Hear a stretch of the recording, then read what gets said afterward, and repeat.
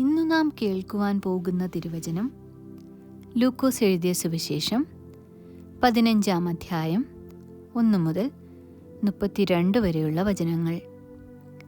ലൂക്കോസ് എഴുതിയ സുവിശേഷം 15-ാം അധ്യായം 1 മുതൽ 32 വരെയുള്ള വചനങ്ങൾ. ചുങ്കക്കാരും പാപികളും എല്ലാം അവൻ്റെ വചനം കേൾപ്പാൻ അവൻ്റെ അടുക്കൽ വന്നു.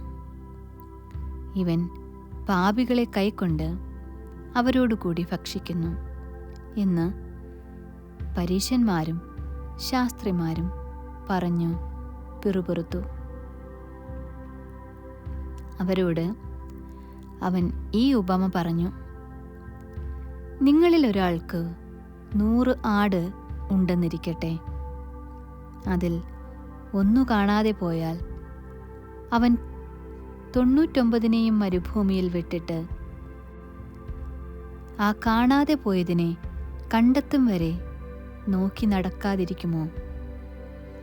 കണ്ടുകിട്ടിയാൽ സന്തോഷിച്ചു ചുമലിലെടുത്ത് വീട്ടിൽ വന്നു സ്നേഹിതന്മാരെയും അയൽക്കാരെയും വിളിച്ചുകൂട്ടി, കാണാതെ പോയ എൻ്റെ ആടിനെ കണ്ടുകിട്ടിയതുകൊണ്ട് എന്നോടുകൂടി സന്തോഷിപ്പിനെന്ന് അവരോട് പറയും. അങ്ങനെ തന്നെ മാനസാന്തരം കൊണ്ട് ആവശ്യമില്ലാത്ത 99 നീതിമാന്മാരെക്കുറിച്ചുള്ളതിനേക്കാൾ മാനസാന്തരപ്പെടുന്ന ഒരു പാപിയെ ചൊല്ലി സ്വർഗത്തിലധികം സന്തോഷമുണ്ടാകും എന്ന് ഞാൻ നിങ്ങളോട് പറയുന്നു. അല്ല, ഒരു സ്ത്രീക്ക് 10 വെള്ളി നാണയമുണ്ട് എന്നിരിക്കട്ടെ.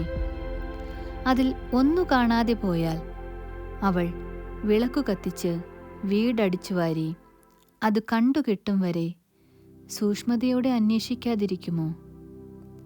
കണ്ടുകിട്ടിയാൽ സ്നേഹിതന്മാരെയും അയൽക്കാരികളെയും വിളിച്ചുകൂട്ടി, കാണാതെ പോയ നാണയം കണ്ടുകിട്ടിയതുകൊണ്ട് എന്നോടുകൂടി സന്തോഷിപ്പിൻ എന്ന് പറയും.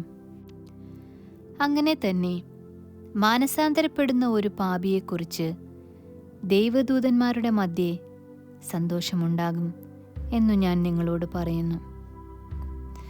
പിന്നെയും അവൻ പറഞ്ഞത്: ഒരു മനുഷ്യന് 2 പുത്രന്മാർ ഉണ്ടായിരുന്നു. അവരിൽ ഇളയവൻ അപ്പനോട്, അപ്പാ, വസ്തുവിൽ എൻ്റെ ഓഹരി തരണമേ എന്ന് പറഞ്ഞു. അവൻ അവർക്ക് മുതൽ പകുത്തുകൊടുത്തു. ഏറെ നാൾ കഴിയും മുൻപേ ഇളയ മകൻ സകലവും വിറ്റുപെറുക്കി ദൂരദേശത്തേക്കു യാത്രയായി.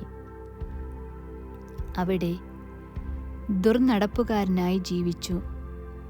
സ്വത്ത് നാനാവിധമാക്കിക്കളഞ്ഞു.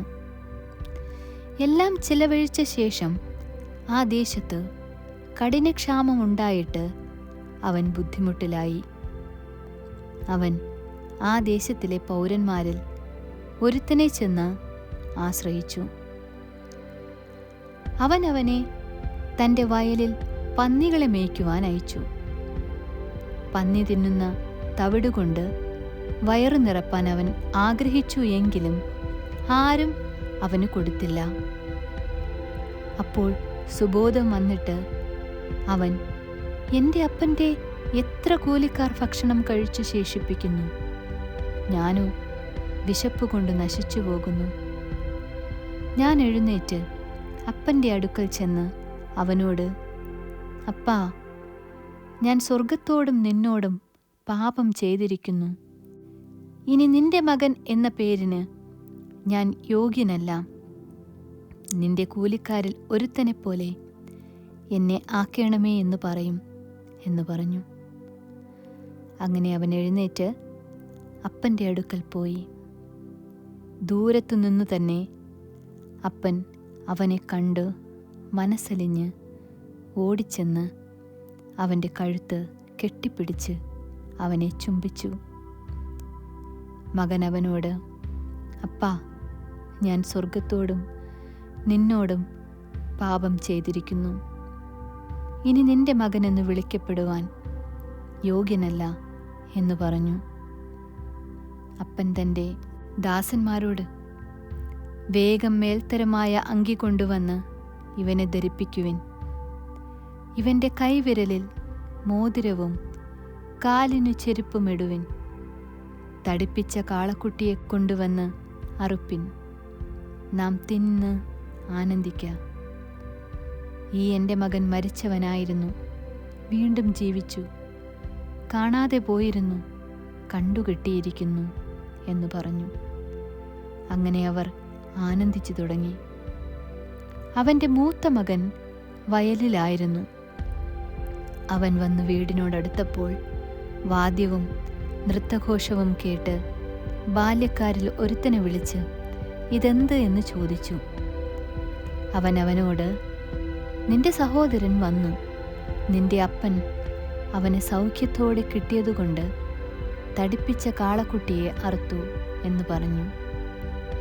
അപ്പോൾ അവൻ കോപിച്ചു, അകത്തു കടക്കുവാൻ മനസ്സില്ലാതെ നിന്നു.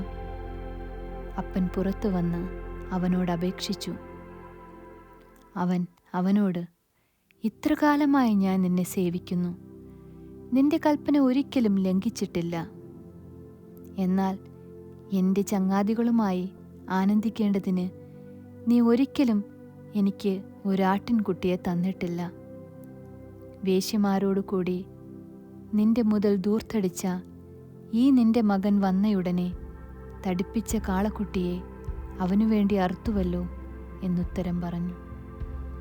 അതിനവൻ അവനോട്, മകനെ, നീ എപ്പോഴും എന്നോടുകൂടി ഇരിക്കുന്നുവല്ലോ, എനിക്കുള്ളതെല്ലാം നിന്റേതാകുന്നു. നിന്റെ ഈ സഹോദരനോ മരിച്ചവനായിരുന്നു, വീണ്ടും ജീവിച്ചു. കാണാതെ പോയിരുന്നു, കണ്ടുകിട്ടിയിരിക്കുന്നു. ആകയാൽ ആനന്ദിച്ച് സന്തോഷിക്കേണ്ടത് ആവശ്യമായിരുന്നു എന്നു പറഞ്ഞു. ആമേൻ.